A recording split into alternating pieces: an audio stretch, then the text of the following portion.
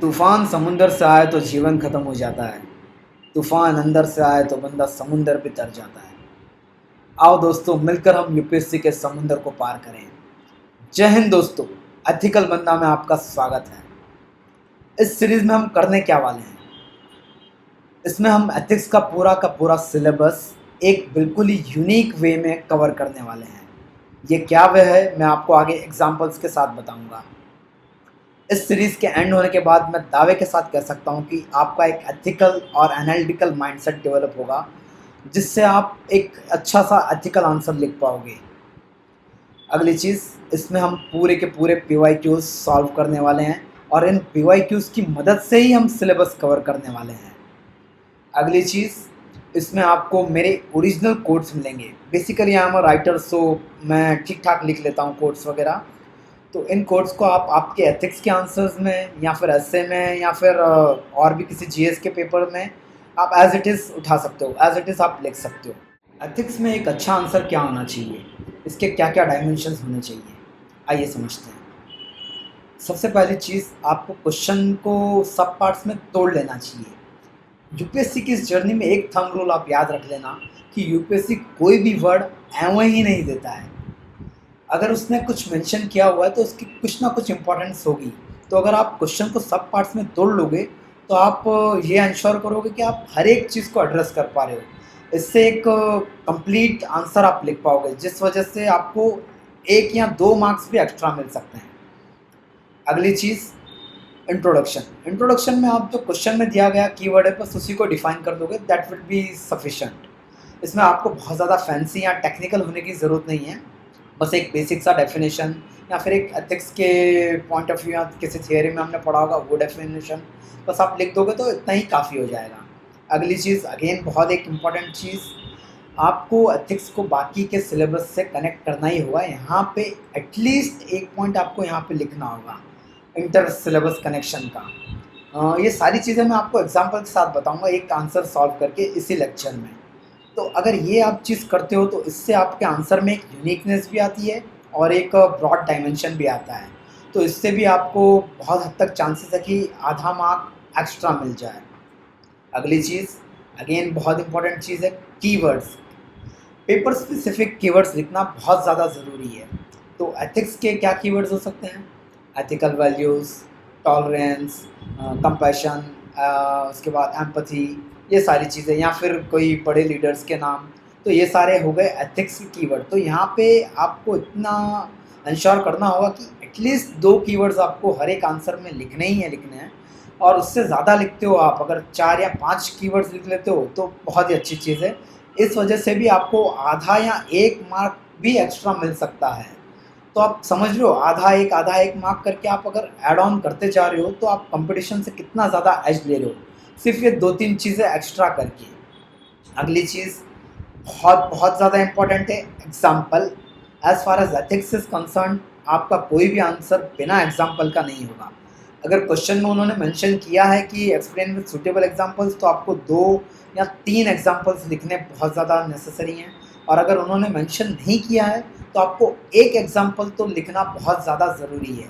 ये किस तरह का एग्जाम्पल होगा, क्या होगा, मैं इस लेक्चर में नहीं आपको समझाऊंगा। मैं जैसे जैसे हम आंसर्स करते जाएंगे वहाँ पे मैं आपको बताते जाऊंगा कि किस तरह के एग्जाम्पल्स आप लिख सकते हो। अगली अगेन बहुत ही ज़्यादा इंपॉर्टेंट चीज़ है, एक माइक्रो डायग्राम। इसमें भी आपको आधा या 1 मार्क का एज मिल सकता है। ये पता सभी को है बट हर कोई मिस कर जाता है ये चीज़। इसमें आपको क्या करना है, बहुत ही ज़्यादा सिंपल चीज़ है ये। आपने जो भी आंसर लिखा है उसको समराइज़ कर देना है, या फिर कभी कभी ये होता है कि आपके पास बहुत ज़्यादा एक्स्ट्रा पॉइंट्स और आ रहे हैं दिमाग में, तो उसको एक टोरल वे में आप बस लिख लो। तो ये आपका बन गया एक डायग्राम, जो कि एक आंसर में एक अलग से एक एलिमेंट उठ के भी आता है आपका और एग्जामिनर की नज़र में भी आता है ये चीज़। अगेन लास्ट चीज़, कंक्लूजन। इसमें जैसा कि मैंने बताया, मैं बहुत सारे कोड्स आपके साथ शेयर करने वाला हूँ। और ऐसा नहीं कि मैं बस रैंडमली आपको बस बता दूंगा कोड्स, नहीं, मैं आंसर्स में लिख के दिखाऊंगा कि किस तरह से इस क्वेश्चन को ये कंक्लूजन एड्रेस कर रहा है। और ये कंक्लूजन आप मिस नहीं कर सकते हो। अगर आपने मिस कर दिया तो यहाँ पे हो सकता है आपका आधा या 1 मार्क कट भी जाए, क्योंकि एक तो कंक्लूजन वाली फीलिंग देना एग्जामिनर को बहुत ज़्यादा ज़रूरी है हमें। और ये कोड्स ऐसे होंगे कि आप आपके एथिक्स के बाकी सारे आंसर्स में यूज़ कर सकते हो। या फिर ऐसे में भी यूज़ कर सकते हो, या कहीं बार GS2 या GS3 में भी आप यूज़ कर सकते हो इस चीज़ को। रीडिंग अ क्वेश्चन, आंसर कैसे लिखना है ये आपको बहुत हद तक बहुत लोग बता देंगे, मगर क्वेश्चन कैसे पढ़ना है ये आपको बहुत ही कम लोग बता पाएंगे। क्वेश्चन को अगर आपने सही ढंग से पढ़ लिया तो आधा क्वेश्चन आपने वहीं पे सॉल्व कर लिया। सही ढंग से पढ़ना मतलब क्या? क्वेश्चन को आप एक स्टूडेंट बन के पढ़ रहे हो या एक ऑफिसर बन के पढ़ रहे हो। अगर आप एक स्टूडेंट बन के पढ़ रहे हो तो यूपीएससी आपको ठग लेगी, लेकिन अगर आप ऑफिसर बन के क्वेश्चन को पढ़ रहे हो तो आप उस क्वेश्चन को एज अ टास्क मान के बड़ी आसानी से टैकल कर पाओगे। क्वेश्चन पे मैं फिर से आऊँगा, उससे पहले मैं आपको एक और चीज़ बताना चाहूँगा। जो पहली चीज़ मैंने बताई, यूपीएससी का पहला जो थंब रूल है कि यूपीएससी कोई भी वर्ड एवर ही नहीं देता है। उसी तरह यूपीएससी की इस जर्नी में आप दूसरा थंब रूल याद कर लो, मनसा वाचा कर्मणा। आप मन से अपने स्पीच में और अपने एक्शंस में एक ऑफिसर की तरह बिहेव करना शुरू कर दो। अगर आपने ये चीज़ कर ली तो आपको यूपीएससी की एग्ज़ाम ना लगते हुए एक ट्रेनिंग फील्ड लगेगी और आप किसी भी चीज़ को बड़ी आसानी से सॉल्व कर पाओगे, क्योंकि आपका नज़रिया प्रॉब्लम वाला नहीं, एक सॉल्यूशन वाला हो जाएगा। Okay, coming back to a question. जैसा कि मैंने आपको बताया कि आप क्वेश्चन को एक ऑफिसर की तरह पढ़ोगे तो आपको ये क्वेश्चन क्वेश्चन ना लगेगा, एक एक प्रॉब्लम लगेगी जो सरकार ने आपको यूपीएससी के ज़रिए दी हुई है। अब आपको उस प्रॉब्लम का सॉल्यूशन देना है। आप सॉल्यूशन लिखोगे, यूपीएससी उस सॉल्यूशन को सरकार तक पहुंचाएगी, तो हो गया एक प्रॉब्लम का निवारण। तो ये यूपीएससी वर्सेस यू ना होते हुए यूपीएससी एंड यू वाला गेम हो जाएगा। प्लान क्या रहने वाला है हमारा? एथिक्स के इस सिलेबस को हम बहुत सारे माइक्रो टॉपिक्स में तोड़ देंगे। फिर इन माइक्रो टॉपिक्स में से जो क्वेश्चंस पूछे गए हैं वो मैं आपके लिए नोट डाउन करूँगा। फिर हम ये क्वेश्चंस के आंसर्स लिखेंगे। ये आंसर्स लिखते हुए हम ये माइक्रो टॉपिक्स ख़त्म करेंगे और ये माइक्रो टॉपिक्स के ज़रिए ये पूरा लंबा चौड़ा सा यूपीएससी का सिलेबस हम कवर करने वाले हैं। एक और चीज़, मैंने जो आपको 2 थंब रूल्स बता दिए यूपीएससी के जर्नी में, अब ये तीसरा थंब रूल याद रख लो कि पीवाईक्यूज़ को आपको बहुत ही वाइजली यूज़ करना है। इसका क्या मतलब है?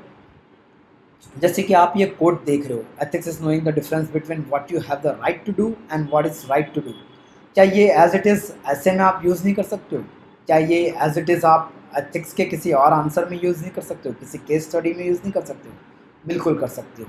तो वही चीज़ है कि जो उन्होंने पूछा हुआ है वो मतलब कि एक ऑथेंटिकेट चीज़ हो गई है। तो ये इस चीज़ को हम अपने आंसर्स में यूज़ करेंगे तो ये उन्हें भी लगेगा कि बंदे ने बहुत अच्छे से रिसर्च की हुई है। अगली चीज़, repetition of questions and themes.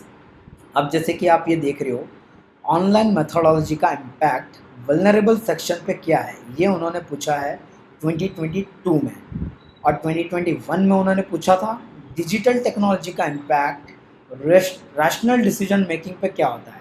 अब एक रैशनल डिसीजन मेकिंग में क्या हम वल्नरेबल सेक्शन को काउंट नहीं करेंगे? बिल्कुल करेंगे।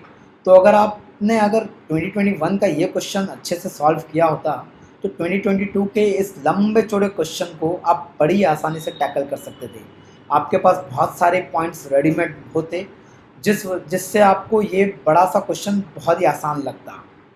तो यही मेरा कहना है कि आप क्वेश्चंस इसमें बहुत सारे रिपीट होते हैं, थीम्स रिपीट होती हैं, तो हम जब पीवाईक्यू सॉल्व करेंगे तो आप उम्मीद कर सकते हो कि बहुत सारे क्वेश्चंस के आंसर्स आपके पास ऑलरेडी बने हुए हैं, बस वहाँ पे जाके आपको रेलिवेंट चीज़ें ऐड करते हुए बस वो आंसर्स को लिख लेना है। Now let's understand everything which I have discussed of with the help of an example.